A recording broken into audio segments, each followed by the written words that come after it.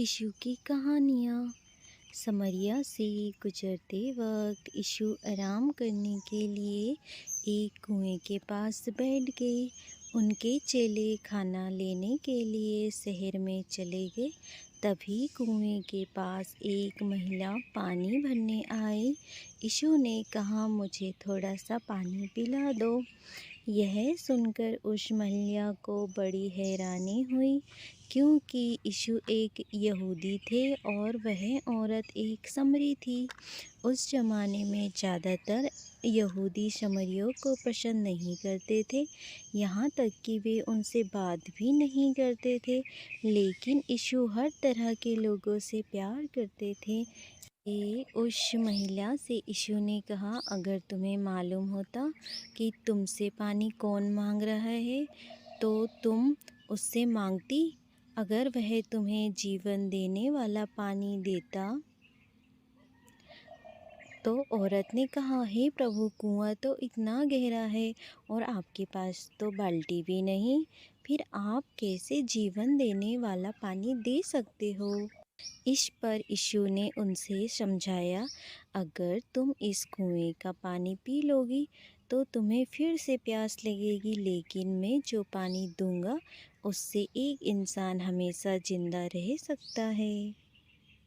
इस पर उस औरत ने कहा, हे प्रभु, मुझे वह पानी दे दीजिए, फिर मुझे कभी प्यास नहीं लगेगी और मुझे पानी लेने के लिए यहाँ आना भी नहीं पड़ेगा।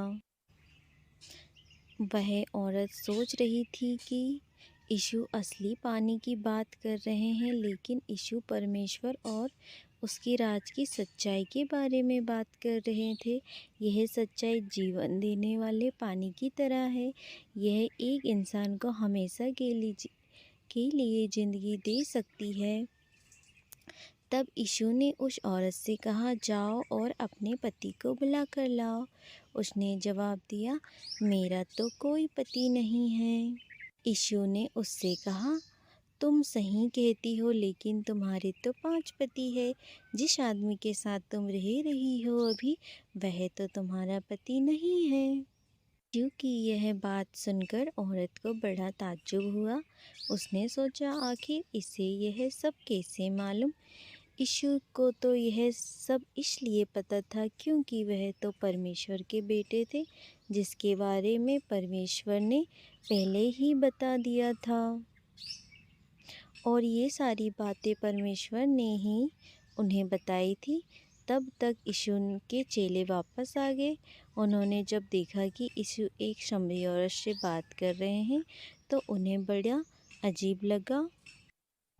इस कहानी से हमें यह सीख मिलती है कि हमें सभी मनुष्य को एक समान समझना चाहिए, सभी से प्यार करना चाहिए, चाहे वह किसी भी जाति धर्म का हो, चाहे वह किसी भी रंग का हो। हमें सभी का सम्मान करना चाहिए, सभी को मिलजुल कर रहना चाहिए और सभी को जीवन जीने की सच्चाई बताना चाहिए, सभी की मदद करना चाहिए।